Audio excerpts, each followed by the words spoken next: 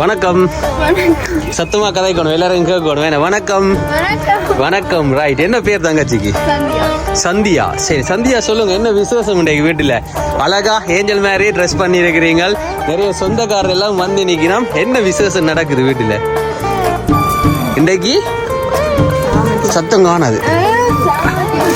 சாமத்திய வீடு அப்படியா? சரி, இன்றைக்கு சந்தியா உங்களோட பூப்புனித நீராட்டு விழாவை நான் உங்களோட சொந்த பந்தங்கள், உற்றார் உறவினர், நண்பர்கள் எல்லாரையுமே அழைச்சி சிறப்பாக செலிப்ரேட் பண்ணிக்கிட்டு இருக்கிறீங்க என்ன? சரி, அப்போ உங்களோட பூப்புனித நீராட்டு விழான்னு சொல்லி ஒரு ஆக்கள் உங்களுக்கு வாழ்த்து தெரிவிக்கணும்.